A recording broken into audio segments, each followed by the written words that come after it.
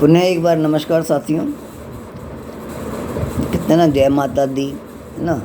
नमस्ते नेचर, भारत माता की जय।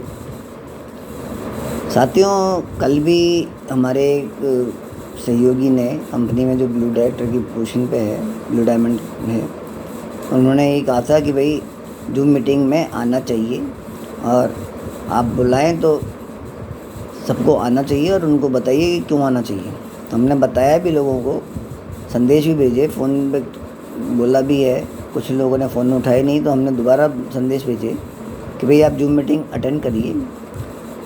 अगर आप जूम मीटिंग आज की मिस करते हैं तो आपको बहुत भारी पड़ेगा, क्योंकि आज ऑटो इम्यून डिजीज़ पे बताया गया है कि भाई जो एक तो होती है आपकी वैसी बीमारी, जैसे बुखार, मतलब आपके टाइफाइड वगैरह हुआ या जो भी कुछ होता है, ये बीमारी जो वैसी होती हैं।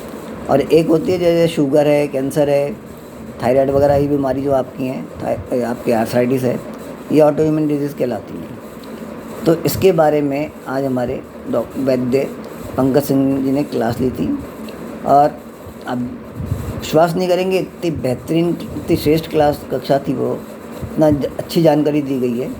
लेकिन हमारे बुलाने के बाद भी लोग उपस्थित नहीं हुए और बहाने बना दीजिए, हम तो ट्रेन में थे, हम वो कर रहे थे, हम वहाँ बैठे थे, वहाँ बैठे थे। अरे भाई, कहीं भी बैठे हो, आप 1 घंटा निकालते और उसको देखते तो आपको कुछ मिलता। लेकिन वही कहते हैं ना भाई कि जो सोवत है सो खोवत है, जो जागत है सो पावत है। अगर आप जूम मीटिंग में आते तो आपको बहुमूल्य जानकारियाँ मिलती, आपको पता पड़ता कि भाई ऑटो इम्यून डिजीज़ क्यों होती है, क्या होती है और इसका उपचार क्या है। तो हम यही कहते हैं भाई, आपको ऐसी कोई कंपनी नहीं मिलेगी, जब भारत ही नहीं दुनिया में नहीं मिलेगी, जो आपको इतनी जानकारियाँ उपलब्ध करवा रही है।